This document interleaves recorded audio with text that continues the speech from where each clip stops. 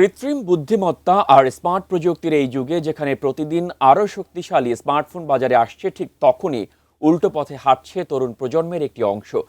Smartphone ছেড়ে পুরনো button ফোনে ফিরছে তারা।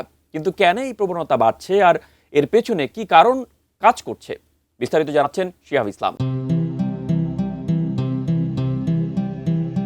স্মার্টফোন একসময় এসেছিল মানুষের জীবনকে সহজ করার প্রতিশ্রুতি নিয়ে। তবে সময়ের সঙ্গে সঙ্গে সেই প্রযুক্তি অনেকের কাছে পরিণত হয়েছে আসক্তির উৎসে। ফেসবুক, ইনস্টাগ্রাম, টিকটক কিংবা ইউটিউবের অবিরাম কন্টেন্টের ভিড়ে মনোযোগ, ঘুম এবং মানসিক শান্তি হারানোর অভিযোগ বাড়ছে বিশ্বজুড়ে। এই পরিস্থিতিতেই নতুন এক প্রবণতা দেখা যাচ্ছে তরুণদের মধ্যে। স্মার্টফোনের বদলে তারা ব্যবহার করছেন সাধারণ ফিচার ফোন বা ডাম্প ফোন। বাজার গবেষণা প্রতিষ্ঠান কাউন্টার পয়েন্ট রিসার্চের তথ্য অনুযায়ী গত কয়েক বছরে যুক্তরাষ্ট্র ও ইউরোপের বিভিন্ন দেশে ক্লাসিক ফিচার ফোনের চাহিদা আবারও বাড়তে শুরু করেছে। বিশেষ করে স্কুল, কলেজ ও বিশ্ববিদ্যালয় পড়ুয়া তরুণদের মধ্যে এই প্রবণতা বেশি দেখা যাচ্ছে।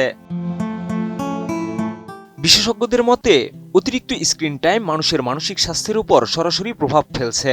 দিনে দীর্ঘ সময় মোবাইলের স্ক্রিনে চোখ রাখার ফলে বাড়ছে মনোযোগের ঘাটতি, উদ্বেগ, একাকিত্ব এবং ডিজিটাল বার্নআউট। ফলে অনেক তরুণ সচেতনভাবেই স্মার্টফোন ব্যবহার কমিয়ে দিচ্ছেন এবং শুধুমাত্র কল ও মেসেজের জন্য বাটন ফোন ব্যবহার করছেন।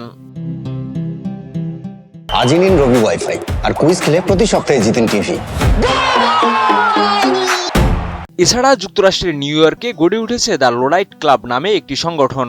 এর সদস্যরা স্মার্টফোন ছাড়াই দৈনন্দিন জীবনের অঙ্গীকার করেছেন।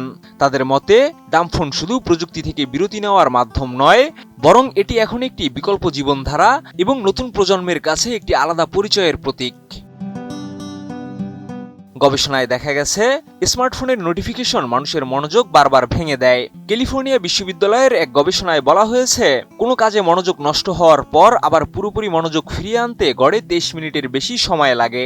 একই সঙ্গে চিকিৎসকদের মতে, স্মার্টফোনের নীল আলো ঘুমের জন্য প্রয়োজনীয় মেলাটোনিন হরমোনের উৎপাদনেও বাধা সৃষ্টি করে। তবে বিশেষজ্ঞরা স্মার্টফোন পুরোপুরি বর্জনের পরামর্শ দিচ্ছেন না, কারণ ব্যাংকিং, অফিস যোগাযোগ এবং দৈনন্দিন অনেক কাজই এখন স্মার্টফোন অপরিহার্য। এজন্য তারা হাইব্রিড ডিটক্স পদ্ধতির কথা বলছেন, অর্থাৎ প্রয়োজনীয় কাজে স্মার্টফোন ব্যবহার করলেও অবসর সময়ে বা ছুটির দিনে বাটন ফোন ব্যবহার করে ডিজিটাল নির্ভরতা কমিয়ে আনা যেতে পারে। প্রযুক্তির দ্রুত পরিবর্তনের এই সময়ে ডাম্প ফোনে ফিরে যাওয়ার প্রবণতা একটি নতুন বাস্তবতার ইঙ্গিত দিচ্ছে। তরুণদের একটি অংশ এখন প্রযুক্তি থেকে আরও বেশি সুবিধা নয়, বরং আরও বেশি নিয়ন্ত্রণ চাইছে। আর সেই কারণেই স্মার্টফোন যুগে পুরনো বাটন ফোন আবারও নতুন করে আলোচনায় উঠে এসেছে। শিহাব ইসলাম, ATN নিউজ।